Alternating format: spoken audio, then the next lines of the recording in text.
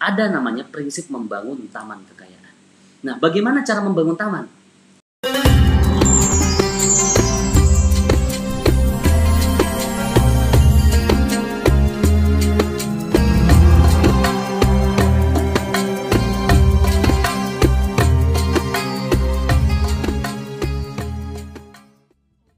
Jadi gini Bapak Ibu, rezeki itu ibarat kupu-kupu. Rezeki ibarat kupu-kupu. Jadi kupu-kupu itu ibarat rezeki, harta, yang sesuatu yang kita kejar. Ketika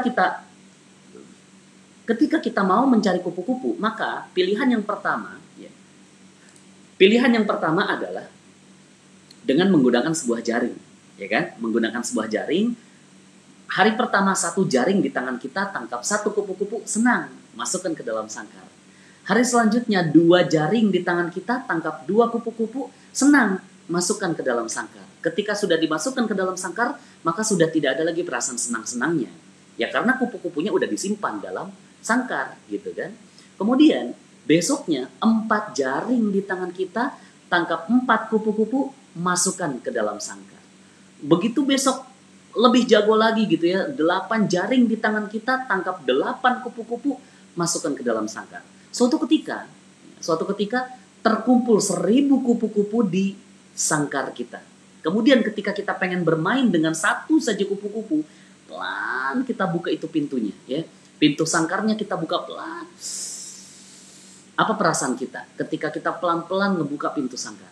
Muncul perasaan takut, cemas, was-was, khawatir, gelisah. Kenapa? Karena takut yang keluar bukan cuma satu, tapi banyak gitu ya. Semuanya keluar. Maka kalau mau bermain dengan kupu-kupu, kenapa tidak membangun sangkar? Ya, kenapa tidak membangun sangkar? Ya, jadi kenapa tidak membangun taman? Pikiran saya terdistrak dengan ini ya, dengan banyak yang jaringannya nggak bagus. Ya, oke lah ya. Kita lanjut saja ya. Mudah-mudahan kita berdoa ya, mudah-mudahan jaringannya bersahabat ya. Oke. Kalau misalkan kita ingin bermain dengan kupu-kupu, kenapa tidak membangun taman? Ketika kita mau membangun taman, maka caranya berbeda. Alatnya pun berbeda. Caranya dan alatnya bukan lagi pakai jaring, tapi pakai apa? Pakai pacul, cangkul ya. Yang kita kejar bukan langsung kupu-kupunya, tapi tanah. Oh, di situ ada tanah gitu kan. Langsung kita cangkul, kita pacul, kita gemburkan tanahnya, kita suburkan tanahnya, kita tanam sebuah benih, tanam sebuah bibit, dirawat, ditunggu sampai muncul kecambahnya. Muncul tangkainya, muncul daunnya, dan muncul bunganya. Ya. Muncul bunganya. Ya. Ketika muncul bunga, maka sunatullah kupu-kupu yang akan datang. Ketika muncul bunga, maka sunatullah kupu-kupu yang akan datang. 1 bunga akan datang 1 kupu-kupu. 2 bunga akan datang 2 kupu-kupu. 10 bunga akan datang 10 kupu-kupu. 1000 bunga di taman kita, maka akan datang 1000 kupu-kupu. Maka kita bisa bebas. Kita tidak ada lagi perasaan gelisah. Ketika maghrib datang, ada 1000 kupu-kupu di taman kita. Ya, ada 1000 kupu-kupu di taman kita. Kemudian maghrib datang, kupu-kupu pulang ke sangkarnya masing-masing. Apa perasaan kita? Masih ada nggak perasaan gelisah, was-was, khawatir, cemas yang tadi dirasakan? Tidak ada ya, tidak ada. Kenapa? Ya, kenapa seperti itu? Karena kita yakin bahwa besok pagi kupu-kupu itu akan datang kembali kepada taman kita. Maka mau maghrib datang, mau kupu-kupu dicuri dan segala macam, itu tidak akan pengaruh terhadap perasaan kita. Dan di situ kita bisa lebih bahagia. Bayangkan ketika 1 kupu-kupu artinya 1 juta. Ya. Maka 1000 kupu-kupu, maka 1000 juta. 1000 juta itu berapa ya?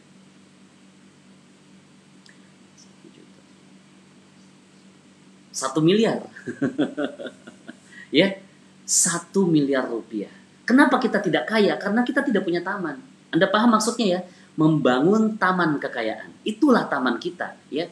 Begitulah cara kita untuk bisa menjadi kaya, ya. Nah, ini tadi ya, saat terkumpul 1000 kupu-kupu dalam sangkar, bagaimana cara kita bermain dengan salah satu kupu-kupu? Perasaan apa yang muncul, ya? Nah, pendidikan di Indonesia, Bapak Ibu, pendidikan di Indonesia mengajarkan kita untuk menangkap kupu-kupu. Pendidikan di Indonesia mengajarkan kita untuk menangkap kupu-kupu. Ya. Contoh misalkan, ada yang bertanya, misalkan seorang anak bertanya sama bapaknya. Ada anak bertanya pada bapaknya, "Pak, untuk apa kita belajar yang rajin?"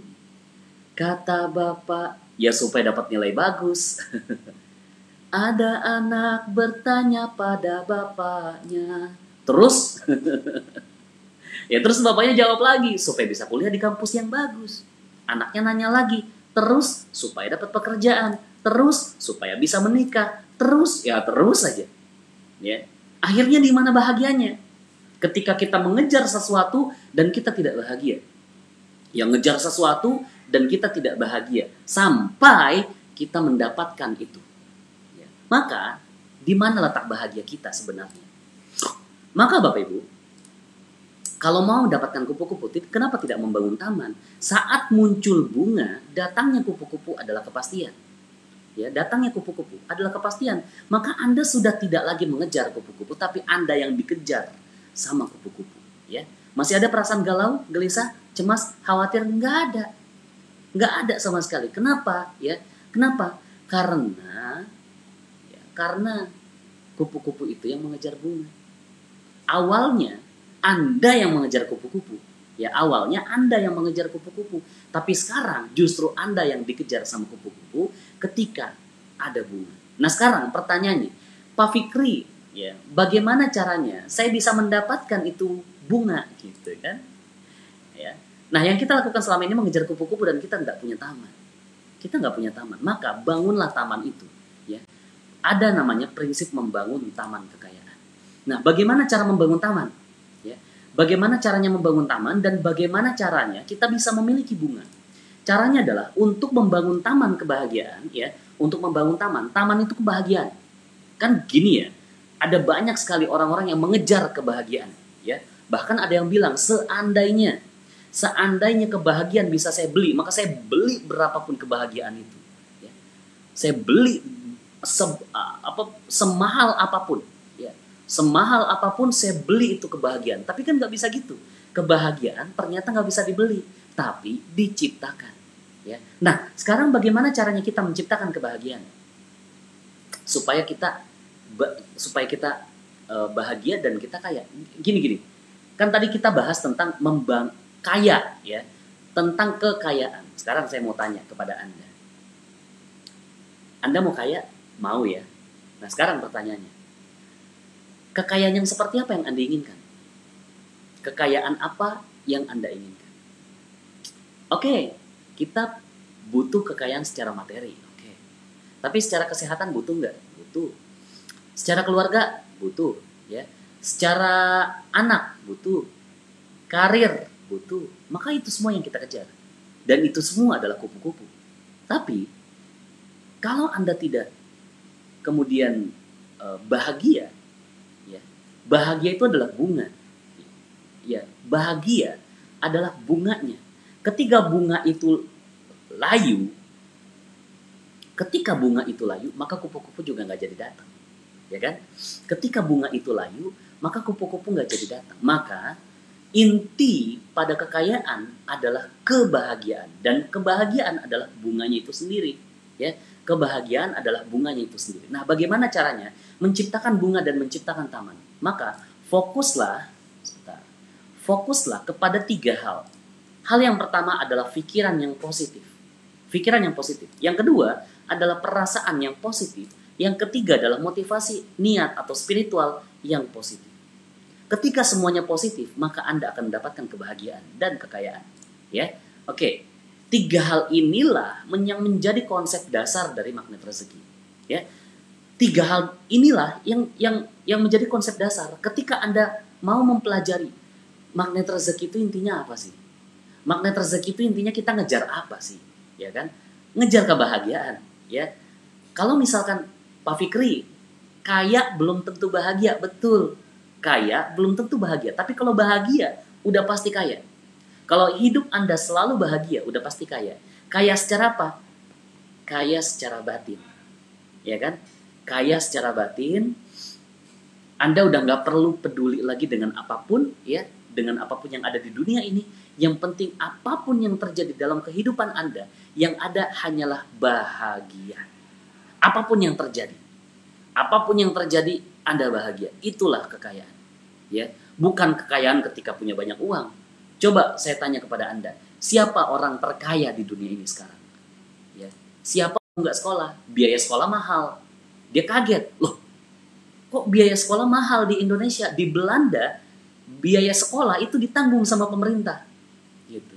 Ditanggung sama pemerintah. Kenapa sekarang di Indonesia, biaya pendidikan nggak ditanggung sama pemerintah? Warga yang harus nanggung. Akhirnya, oke, ya. Mohon maaf Bapak Ibu ya, terputus sedikit ya. Oh, lagi ditulis ya. Ya, gitu ya. Jadi, ternyata apa tuh saya bilang tadi? Ternyata uang itu nggak membawa kebahagiaan. Jadi intinya adalah bahagianya dulu, ya. Bahagianya dulu. Nah, sekarang caranya, bagaimana caranya Anda bisa bahagia? Ya, bagaimana caranya supaya Anda itu bisa bahagia, ya? Nah, caranya bisa bahagia adalah dengan memahami konsep dasar ilmu magnet rezeki, yaitu pikiran yang positif, perasaan yang positif, dan motivasi yang positif. Positive thinking, positive feeling, dan positive motivation, ya. Oke, kita akan bahas. Oh, maaf. Udah muncul duluan ini hadis, ya. Oke, yang pertama, ya, pikiran yang positif. Pikiran itu memiliki kekuatan yang luar biasa, Bapak Ibu, ya. Suuzon adalah salah satu perisai rezeki. Anda sudah ada beberapa yang sudah belajar ilmu magnet rezeki, ya. Suuzon adalah salah satu perisai rezeki. Perisai rezeki adalah dosa. Artinya suuzon adalah dosa, dan dosa, ya, saat suuzon kita akan kehilangan taman. Saat suuzon, satu kali aja suuzon, ya, satu kali aja suuzon kita kehilangan taman, ya. Saking begitu tidak baiknya, ya, saking begitu tidak baiknya itu suuzon, ya. Maka kalau Anda mau tidak kehilangan taman, kalau Anda mau punya taman, selalulah husnuzon, berpikir yang positif, ya. Taman yang paling indah adalah husnuzon billah. Apapun yang terjadi dalam hidup ini, ya, apapun yang terjadi dalam hidup ini, pokoknya yang ada hanyalah bahagia, ya. Bahagia. Kenapa bahagia? Karena Anda percaya kepada Allah, bahwa Allah yang akan memberikan nasib terbaik buat Anda. Sekarang gini deh, percaya nggak kalau misalkan Allah menzolimi hambanya? Percaya nggak kalau Allah menzolimi hambanya? Enggak, ya. Enggak. Allah tuh nggak pernah menzolimi hambanya. Allah tuh nggak akan menzolimi hambanya. Lalu, bagaimana caranya supaya kita bisa husnuzon billah? Ya. Bagaimana caranya supaya kita bisa husnuzon billah? Apapun yang terjadi dalam kehidupan kita saat ini, itu adalah nasib baik yang Allah berikan kepada kita. Mungkin di sini sekarang ada yang sedang pekerjaannya nggak bagus, bisnisnya nggak bagus, karir pekerjaannya tidak bagus, atau apapun itu, ya, itu adalah nasib baik yang Allah berikan untuk Anda, yang Allah berikan untuk Anda. Itu adalah nasib terbaiknya Allah, ya. Maka pahami bahwa itu adalah nasib terbaiknya Allah, ya. Maka ketika kita memahami bahwa Allah nggak mungkin menzalimi hambanya, di situ akan muncul kebahagiaan. Di situ akan muncul kebahagiaan. Karena di dalam suatu hadis, apapun persangkaan hambanya, itu yang akan Allah turuti. Ketika persangkaan kita tidak positif, ya. Ketika persangkaan kita tidak positif kepada Allah, itu yang terjadi. Ketika persangkaan kita positif kepada Allah, itu yang terjadi. Maka tinggal bagaimana pikiran kita untuk menciptakan suatu kebahagiaan. Oke. Maaf Bapak Ibu terputus lagi ya. Oke, ya mungkin di sini ya mungkin ada persoalan juga mungkin di sini di bagian sinyal di rumah ini ya. Ya, tapi nggak apa-apa ya. Kita ini aja lah, saya berusaha untuk memberikan yang terbaik ya. Tapi kalau misalkan jaringannya belum bersahabat ya mohon dimaafkan ya. Mungkin sepertinya ada kesalahan di tempat saya juga ya. Mungkin ada kesalahan di tempat saya juga. Oke Bapak Ibu ya, saya lanjutkan saja untuk memaksimalkan ini ya. Oke. Yang kedua adalah perasaan yang positif. Nah, ketenangan jiwa adalah perasaan yang positif. Ya, ketenangan jiwa adalah perasaan yang positif. Ketika jiwa kita selalu tenang, Bapak Ibu, dalam segala keadaan, maka itulah perasaan yang positif. Nah, tugas kita adalah bagaimana caranya supaya jiwa kita itu selalu tenang. Bagaimana caranya? Nah, itu yang menjadi hal yang kita harus mesti perjuangkan. Bisa tenang terhadap semua persoalan, itulah taman yang sebenarnya. Ya, ketika apapun yang terjadi, kita bisa tenang terhadap apapun yang terjadi, maka itulah taman yang sebenarnya. Nah, jantung yang berdebar atau deg-degan itu tanda rezeki hilang. Ya, tanda taman itu hilang dan rezeki pun hilang. Makanya Bapak Ibu, kita mesti coba nih diraba hati kita, ya. Apakah deg-degan apa enggak nih? Kalau misalkan ada sesuatu gitu ya, ada sesuatu perasaan, ada sesuatu persoalan, kemudian jantung kita deg-degan gitu kan, maka taman itu hilang. Ketika taman hilang, maka rezeki pun hilang. Kenapa? Kenapa rezeki hilang? Ya kalau taman hilang, kupu-kupu nggak datang gitu kan. Kalau taman hilang, kupu-kupu pun tidak akan datang kepada kita karena tamannya hilang. Ya. Nah, bagaimana pertanyaannya? Pertanyaannya adalah bagaimana caranya supaya tetap tenang? Ya, caranya adalah dalam surat 13 ayat 28. Ala bidzikrillahi tatmainnul qulub. Hanya dengan mengingat Allah, maka hati menjadi tentram. Ya. Jadi, kalau misalkan positive thinking itu bisa dilakukan sendiri, tapi perasaan yang positif hanya bisa didapatkan dengan ibadah. Harus dengan bantuan Allah. Harus, ya. Jadi harus dengan bantuan Allah. Bagaimana caranya? Ya, caranya adalah dengan Al-Qur'an, ya. Anda zikir, baca Al-Quran, tilawah banyak-banyak, ya, kemudian mengingat Allah dan segala macam. Ya, pokoknya semuanya adalah dengan mengingat Allah. Ketika kita mengingat Allah dalam segala keadaan, insya Allah tenang. Pak Fikri, saya udah zikir tapi belum tenang hati saya, berarti zikir kita yang belum tepat. Ya, zikir kita yang belum tepat. Oke. Ini kita akan dalami lagi ya, tapi minimal Anda sudah paham dulu bahwa hati kita harus selalu tenang dalam segala keadaan supaya kita nggak kehilangan taman kita. Ya, nah ibadah adalah taman yang paling indah. Makanya Bapak Ibu, orang-orang dulu, nggak tahu orang-orang sekarang ya. Mudah-mudahan orang sekarang masih ya, Orang-orang dulu Bapak Ibu, ketika ada persoalan mereka sholat. Ketika ada persoalan yang gak selesai, mereka sholat. Ya. Karena memang ibadah adalah taman yang paling indah. Ketika ibadah, maka taman itu gak hilang. Gitu, ya. Ketika ibadah, taman itu ada gitu. Muncul suatu kebahagiaan. Ketika muncul suatu kebahagiaan, maka yang terjadi adalah kupu-kupu akan datang. Ya. Maka kejarlah ketenangan hati. Kejar ketenangan hati. Ya. Kalau perasaan sudah positif, ya sudah tenang, ya. Kalau perasaan sudah positif, sudah tenang, maka bisnis ditipu, senyum. Target tak tercapai, senyum. Kemudian motor hilang, senyum. Rumah kebakaran, senyum, ya. Dan lain-lain, ya. Pak Fikri, nggak gampang gitu ya. Nggak gampang seperti itu. Oke, nggak apa-apa, ya. Pelan-pelan. Minimal Anda paham dulu. Ya, minimal Anda paham dulu bagaimana cara untuk mendapatkan taman. Oke? Bagaimana cara untuk mendapatkan taman? Yang pertama adalah pikiran yang selalu positif. Yang kedua, perasaan yang selalu positif. Minimal tahu ini dulu deh gitu ya. Caranya gimana belakangan, ya. Caranya gimana belakangan, ya. Kita akan bahas nanti ya di pertemuan selanjutnya. Oke. Dalam sebuah hadis, ya, kekayaan bukanlah kaya harta, tapi kekayaan yang sebenarnya adalah kaya hati atau ketenangan jiwa. Ya, ini hadis dari Bukhari Muslim. Maka itu tadi yang saya katakan di awal. Gak peduli seberapa banyak harta Anda, tapi yang penting hati Anda itu selalu tenang. Karena gini Bapak Ibu, coba kita tanya sama orang yang hartanya banyak. Kita tanya sama yang hartanya banyak. Ketika yang hartanya banyak, kemudian takut kehilangan hartanya. Contoh takut kehilangan harta itu sedekah yang banyak. Simple deh, jangan dulu kemalingan, ya. Jangan dulu kemalingan. Sedekah yang banyak saja dia tidak berani, berarti dia nggak punya taman, ya. Tapi kalau misalkan dia punya harta, ya nggak seberapa. Katakanlah dia punya tabungan cuma 10 juta di ATM-nya, ya. Cuma 10 juta di ATM-nya. Tapi setiap bulan dia nabungnya adalah 1 juta sampai 1,5 juta tiap bulan. Apakah sudah kaya? Sudah. Insya Allah.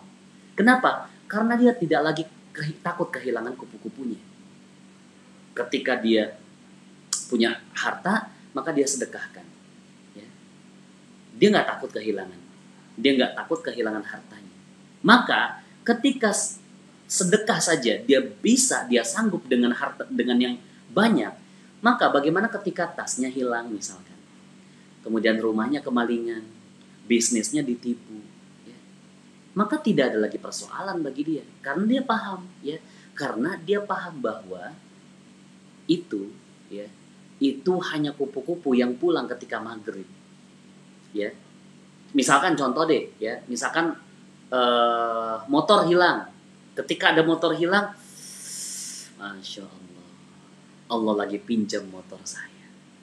Besok insya Allah motor saya balik lagi. Jadi motor hilang itu adalah kupu-kupu yang pulang ke sangkarnya ketika maghrib. Besok pagi kupu-kupunya akan datang kembali. Segitu Bapak Ibu, ya, segitu yakinnya kepada Allah, segitu yakinnya kepada tamannya. Kenapa? Karena dia punya taman. Motor hilang, dia tetap bahagia. Apapun yang terjadi, ya. Sebentar Bapak Ibu.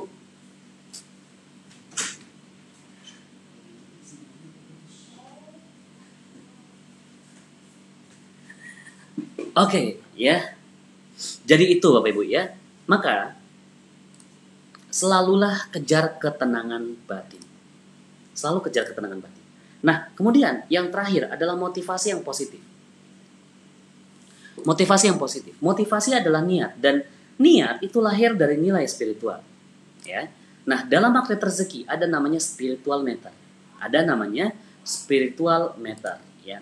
Mungkin ada yang sudah tahu, ada yang belum, ya. Tapi kalau misalkan Anda belum tahu spiritual meter itu apa, bayangkan saja ada sebuah speedometer. Anda tahu ya speedometer, ya?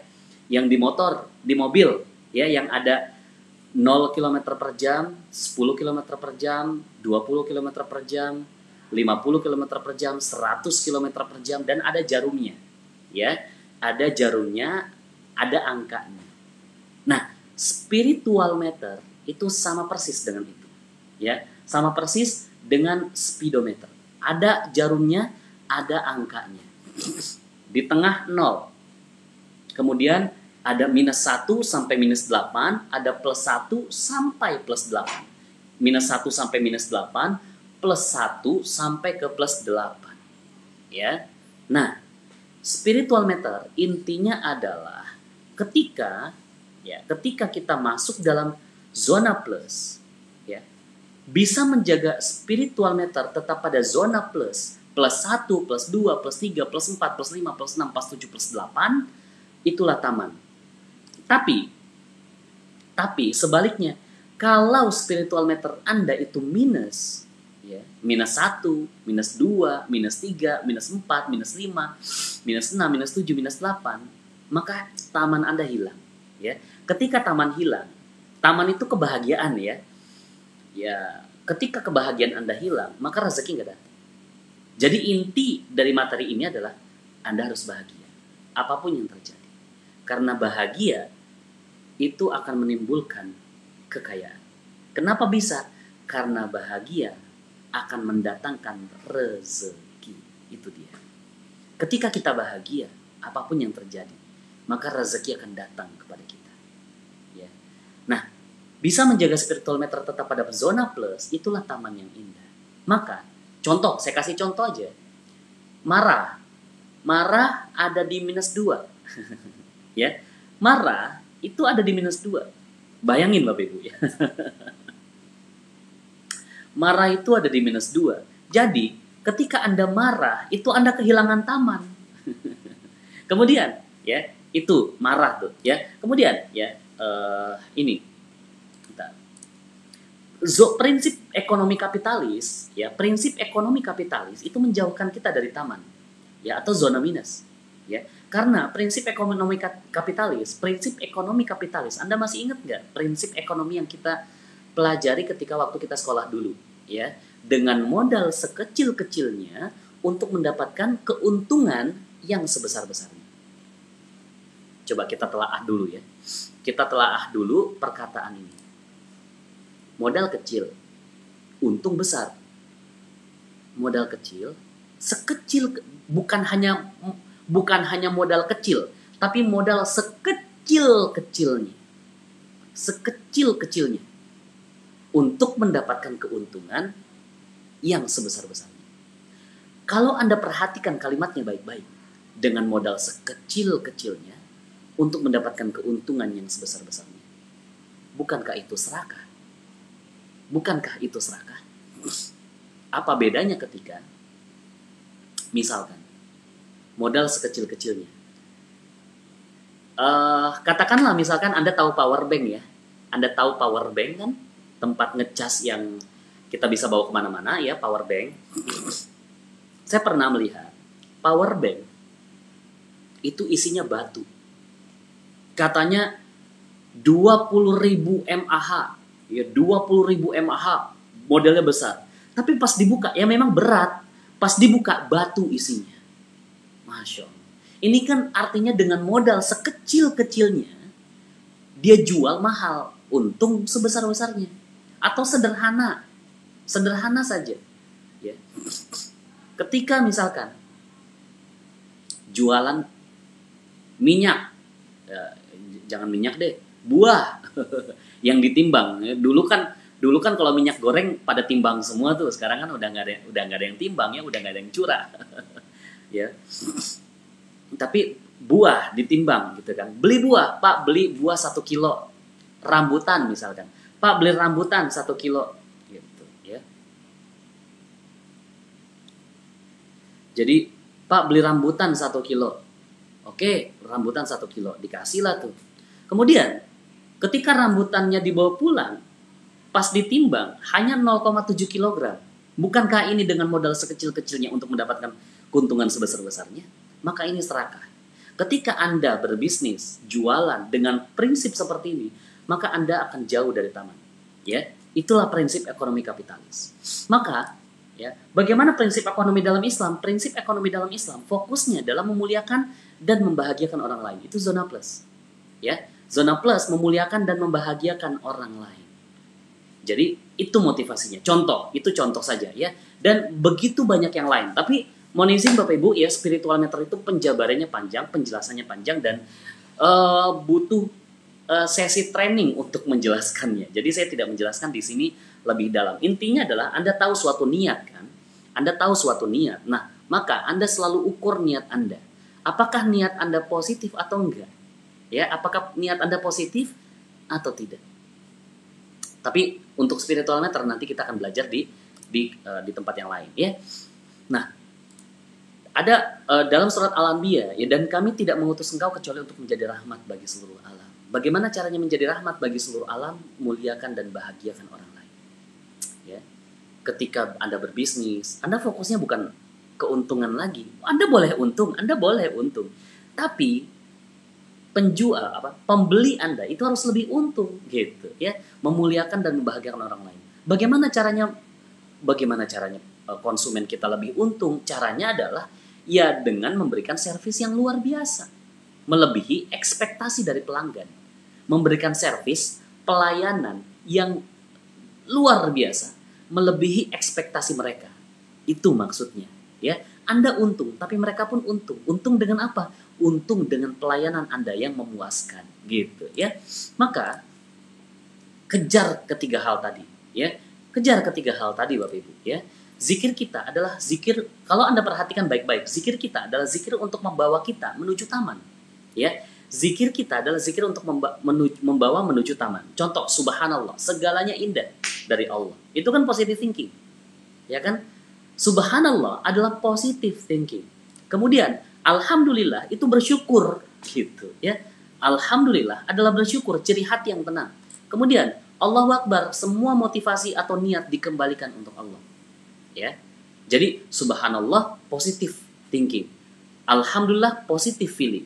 Allahu Akbar positive motivation, ya. Maka ajarkan anak kita, ya, jangan di sini dulu ya. Maka kita ketika kita berzikir sebenarnya kita sedang membangun taman kalau paham maknanya. Ya. Kalau paham maknanya, ya. Kalau paham maknanya, ya. Kalau paham makna zikir itu sendiri, maka kita sedang membangun taman.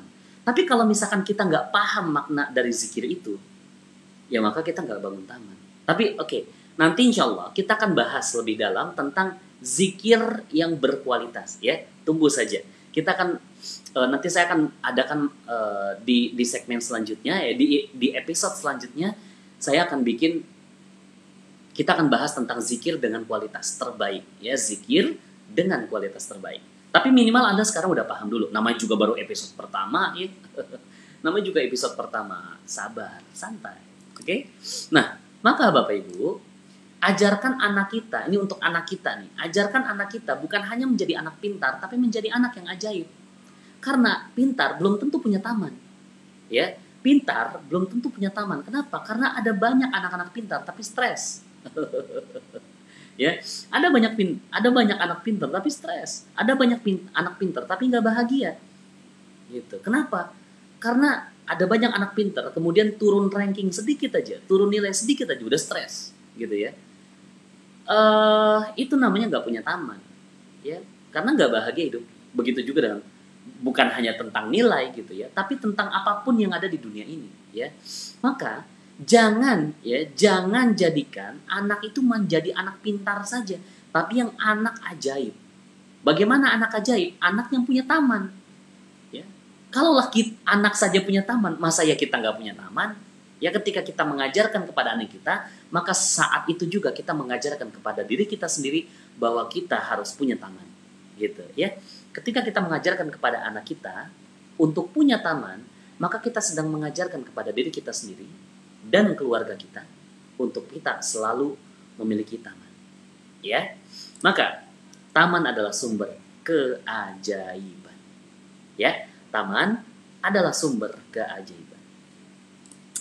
Maka Bapak Ibu, ya, oke, terima kasih, ya.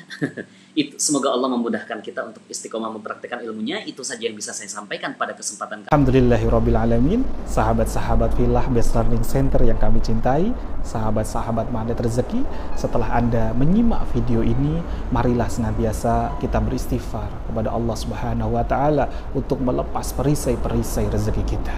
Rabbi ghfirli wa tub alayya innaka antat tawwabur rahim.